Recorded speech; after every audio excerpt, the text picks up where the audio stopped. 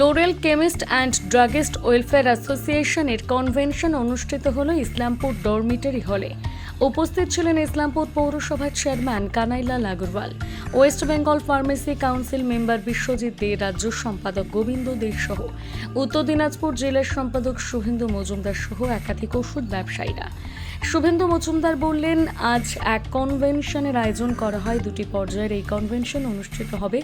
তিনি আরও বলেন, ওষুধ ব্যবসায়ীরা যাতে রাত্রিবেলা তাদের পরিষেবা বজায় রাখে তার জন্য আলোচনা হবে।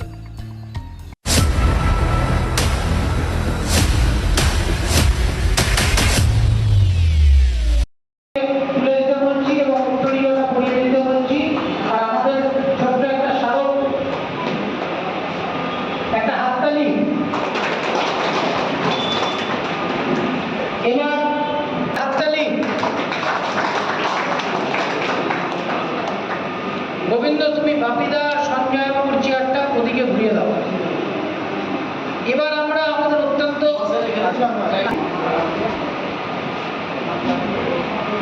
কাছাকাছি থেকে নাজিম সাহেব একটা জোরে হাততালি হোক। জেলা প্রেসিডেন্ট তথা চেয়ারম্যান স্যার কানাইলাল আগরওয়ালের জন্য।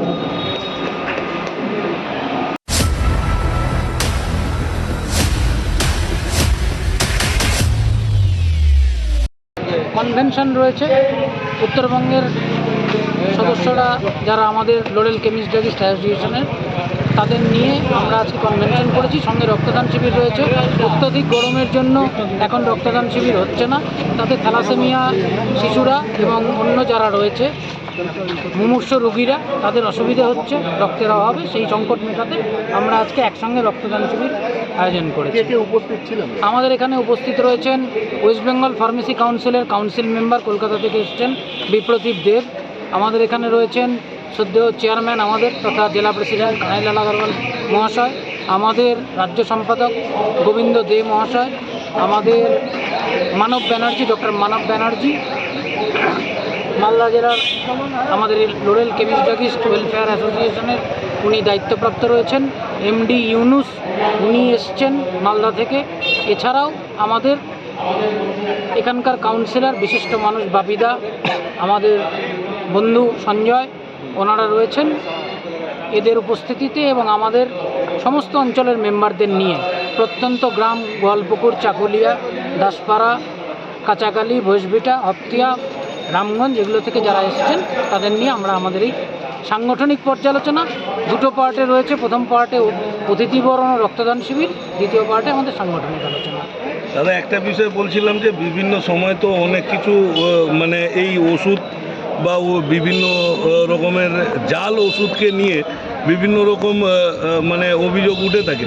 তা আমি সেগুলো প্রশ্নে যাচ্ছি না, কেন জাল ওষুধ প্রমাণ সাপেক্ষ ব্যাপার থাকে।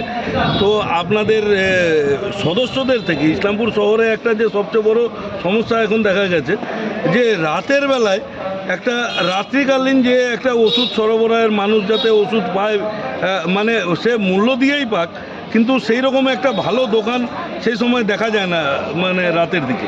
এই ব্যাপারে কি আপনাদের আলোচনার কিছু বিষয় রয়েছে? এই ব্যাপারে এটা একটা জ্বলন্ত সমস্যা আপনি তুলে ধরলেন। এই ব্যাপারে আজকেও আমরা আলোচনা করব। মেম্বারদের অনুরোধও করেছি যে রোস্টার অনুযায়ী রাত্রিকালীন পরিষেবা যাদের দেওয়ার তারা অবশ্যই দেবেন।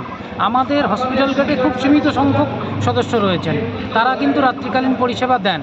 এবার বিগত দিনে দেখা গেছে যে অন্য অ্যাসোসিয়েশনের সদস্যর রোস্টার অনুযায়ী যেদিন দোকান খোলা উনি খোলেননি বা ওনারা খোলেননি, তার জন্য কিন্তু আমাকে মাঝরাত্রে ফোন পেয়ে হসপিটালে ছুটে যেতে হয়েছে। অপ্রিয় কিছু কথা মানুষের শুনতে হয়েছে।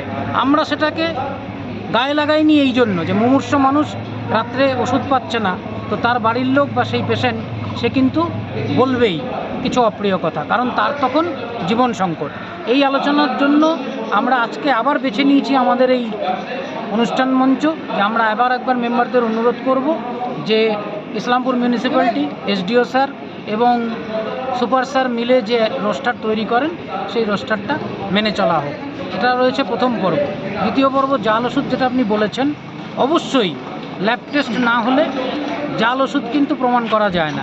কিন্তু মেম্বারদের আমরা অনুরোধ করেছি বিলে মাল কিনুন, বিলে মাল বেচুন এবং সঙ্গে সঙ্গে সেই বিলগুলোকে ড্রাগ অ্যাক্ট অনুযায়ী 3 বছর ক্রোনোলজিক্যাল অর্ডার অনুযায়ী আপনারা সংরক্ষণ করুন, যাতে আধিকারিকরা চাইলে সে বিলগুলো আপনারা দেখাতে পারেন।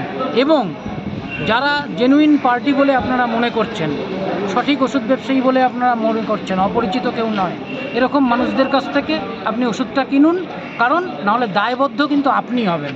ড্রাগ অ্যাক্টে যে অ্যামেন্ডমেন্ট হয়ে গেছে তাতে যার পজিশন থেকে ওষুধ পাওয়া যাবে উনিই কিন্তু ফুললি লায়াবল হবেন। তখন কিন্তু আপনি কার কাছ থেকে পারচেস করেছেন তার যদি ট্রেস না থাকে তাহলে আপনি কনসিকোয়েন্স ফেস করবেন। সেই জায়গাগুলো আজকে আবার আমরা একবার সচেতন করব সদস্যদের, কারণ মানুষের স্বাস্থ্য যাতে সুরক্ষিত থাকে সেই জায়গাটায় আমরা কোনো কম্প্রোমাইজ কিন্তু করতে পারি না, কারণ এটা মানুষের জীবনের ব্যাপার।